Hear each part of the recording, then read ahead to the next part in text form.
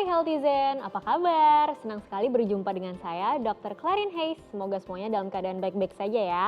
Selamat datang di program Dear Doctor.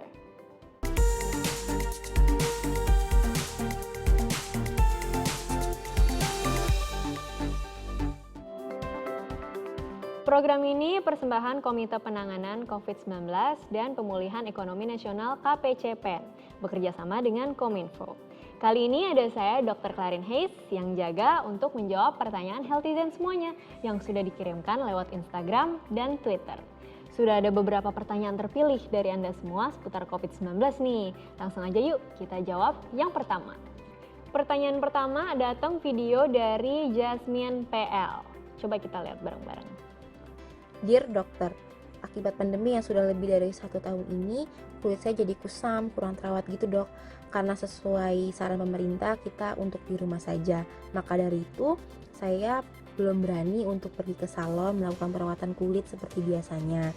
Saya juga nggak mau dok, gara-gara niat awalnya perawatan kulit, malah kena corona. Karena saya juga punya penyakit komorbid. Maka dari itu, gimana dok cara melakukan perawatan di masa pandemi tanpa harus pergi ke salon? Terus dok, apakah ini pengaruh dari hal-hal lain seperti stres atau karena pakai masker terus menerus? Terima kasih dok. Dear Jasmine, jadi kuncinya itu ada di skincare.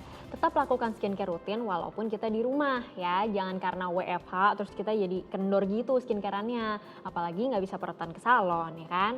Penyebab kulit kusam salah satunya itu karena penumpukan sel kulit mati. Untuk itu kita boleh kok melakukan eksfoliasi sendiri di rumah, yaitu pengangkatan sel kulit mati. Ada 2 cara nih, bisa dengan eksfoliasi fisik seperti contohnya pakai scrub atau dengan chemical dengan produk eksfoliator.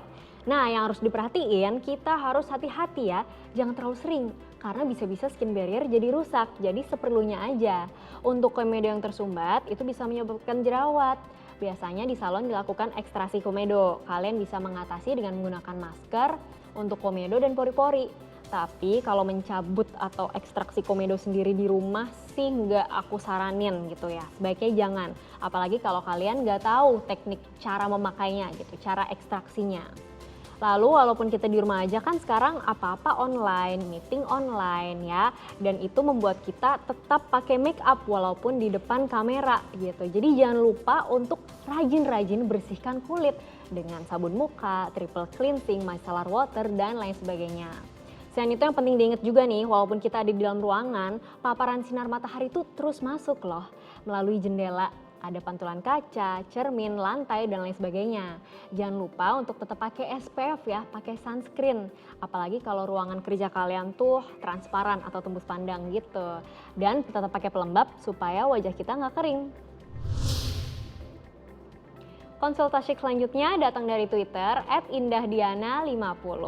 Dok, kenapa sih rambut saya jadi rontok setelah positif COVID dan terus berlanjut sampai sembuh?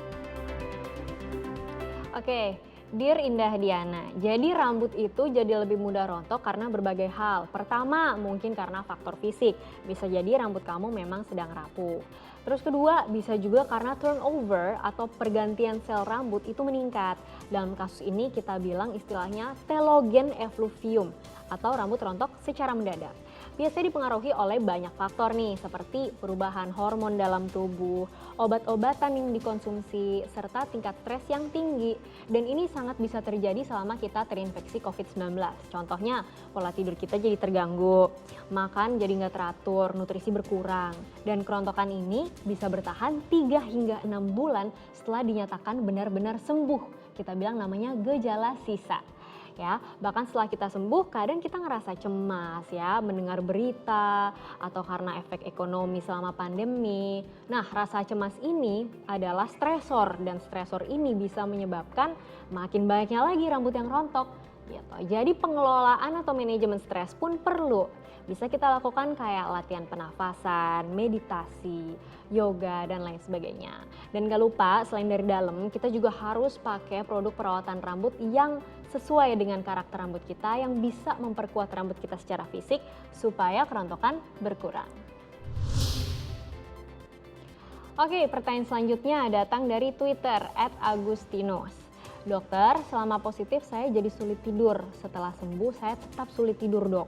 Alhasil saya seperti memiliki mata panda. Gimana ya solusinya?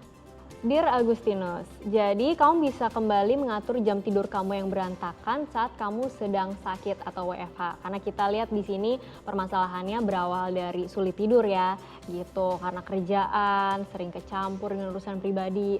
Nah, di sini kita punya solusi, yaitu lakukan yang namanya sleep hygiene. Ada beberapa komponen. Pertama, kita bisa atur jam bangun dan tidur di waktu yang sama setiap harinya. Ini harus dilatih juga ya. Jadi misal malam ini kamu tidur jam 9 malam. Ya besok usahakan tidur di sekitar jam 9 malam juga. Jangan terlalu berbeda jauh. Ini untuk membentuk kebiasaan. Oke, kemudian kita bisa bantu dengan konsumsi makanan yang bergizi.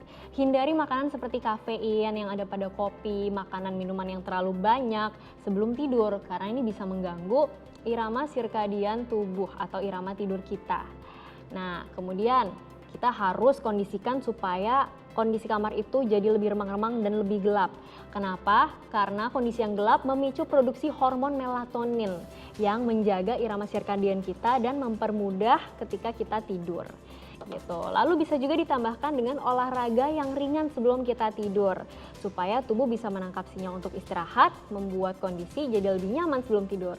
Rapikan kasur, atur pencahayaan, dan jauhi penggunaan gadget-gadget seperti HP, laptop maupun TV sebelum kita tidur. Bisa dibantu dengan lilin aromaterapi biar kita bisa rileks atau setel musik pengantar tidur. Gitu. Nah, untuk mata pandanya kamu bisa bantu dengan menggunakan eye cream atau eye mask. Oke? Nah, pertanyaan selanjutnya, ini spesial banget nih, datang dari gadis. Sampai kirim voice note ke Instagram loh. Yuk kita dengerin dulu. Dear dokter, karena nggak bisa kemana-mana selama pandemi, saya jadi nggak bisa ke pasar buat belanja bahan makanan untuk dimasak nih. Saya sebenarnya ngekos dan masih single, tapi saya suka masak sendiri dibanding harus membeli makanan. Terus, karena nggak bisa olahraga dan kurang aktivitas sejak diharuskan WFH, saya jadi suka memesan makanan lewat aplikasi. Akibatnya, sekarang badan saya jadi menggemuk, Dok. Minta tips diet sehat yang bisa kita aplikasikan selama masa pandemi dong, Dok. Oke, dear gadis, biasanya saat WFH di rumah, aktivitas fisik kita juga jadi lebih terbatas nih, lebih sedikit. Misalnya kalau kita kerja di luar, kita bisa bakar kalori dengan naik turun tangga di kantor, bisa dengan jalan kaki ke stasiun, dan lain sebagainya. Ditambah kalau kita di rumah, jam makan kita tuh jadi nggak teratur karena waktu kerja dan waktu pribadi bercampur gitu. Nah, tipsnya kita harus tetap aktif selama di rumah. Katakanlah misal kita kerja 25 menit, kemudian kita break, kita 5 menit istirahat untuk jalan-jalan, bisa stretching dan lain sebagainya. Kemudian harus diingat untuk tetap olahraga di rumah ya, ini nggak kalah penting. Bisa kita siasati dengan senam di rumah, workout, setel video, banyak banget kok caranya kalau kita bisa kreatif gitu. Dan terakhir, walaupun kita WFH, penting banget untuk tetap menjadwalkan makan kita seperti sarapan, makan siang, coffee break. Perlakukan aja kayak kalau kita lagi di kantor. Kenapa ya? Supaya jam makan kita teratur, biar terakhir nggak makan terlalu malam. Selain porsinya, jenis makanan juga harus diperhatikan ya. Sebisa mungkin tetap defisit kalori, terutama kalau berat badan kita berlebihan. Yaitu dengan kalori in kurang dari kalori out gitu. Oke, konsultasi selanjutnya datang dalam bentuk video dari Rien Reka. Yuk kita lihat bareng-bareng. Dear dokter, di masa pandemi seperti sekarang, saya tahu kalau masker merupakan benda yang sangat penting. Soalnya, kalau nggak pakai masker, saya bisa kena virus corona dan saya juga bisa dirazia. Bahkan saya bisa disuruh nyapu jalanan karena melanggar peraturan. Nah, tapi dok, akibat sering memakai masker, entah itu masker medis atau masker kain, kulit wajah saya jadi gampang jerawatan. Padahal waktu remaja, kulit saya nggak pernah jerawatan, dok. Nah, itu tuh kenapa ya, dok? Lalu bagaimana solusinya gitu? Supaya saya tetap bisa menggunakan masker, tetapi wajah saya nggak jadi jerawatan. Mohon solusinya ya dok. Terima kasih. Oke, Dear Rien, maskne ya. Nah, ini istilahnya adalah maskne. Penyebab terseringnya adalah pori-pori yang tersumbat karena minyak, bakteri, dan sel kulit mati di permukaan kulit. Ditambah lagi pakai masker. Zat ini bisa menumpuk lebih banyak sehingga menyumbat pori-pori. Masker juga menyebabkan kelembapan berlebih karena uap pernafasan dan keringat sehingga dapat meningkatkan resiko jerawat. Nah, selain itu, maskne juga bisa disebabkan oleh gesekan kulit dengan masker, apalagi yang kotor. Jadi, sering-sering bersihin wajah kalau pakai make up. Walaupun sejak pakai masker, lebih baik kita minimalisir aja ya penggunaan make up, toh ketutupan juga. Nah, membersihkannya pun harus rajin, sering ganti masker, kalau itu masker kain cuci dengan bersih setelah digunakan, dan pakai pelembab non-komedogenik serta serum jerawat. Juga jangan lupa hindari makanan yang meningkatkan produksi minyak dan menimbulkan jerawat seperti makanan yang manis-manis. Oke?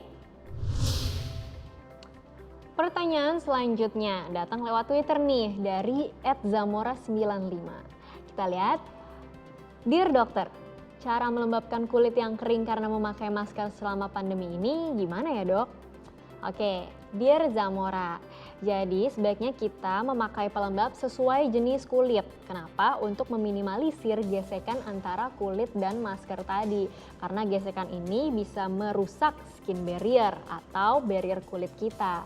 Sebaiknya hindari pelembab yang berbahan dasar air karena ini malah akan membuat kulit semakin kering dan bahan dasar air ini semakin cepat menguapnya. Gitu. Pilih pelembab untuk kulit kering dengan kandungan ceramides atau glycerin atau asam hyaluronat. Biasa kita sering dengar HA ya, hyaluronic acid. Nah, untuk kulit cenderung berminyak, pilih yang non-komedogenik.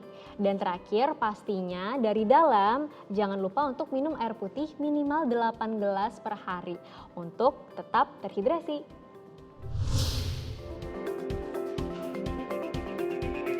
Wah, nggak kerasa nih, Healthy Zen, udah habis waktu kita. Semoga sudah cukup menjawab ya. Saya tunggu pertanyaan, keluhan, atau mungkin kebingungan dari Healthy Zen lainnya. Dan sampai jumpa lagi di Dear Doctor selanjutnya. Saya Dr. Clarin Hayes, pamit undur diri. We share because we care.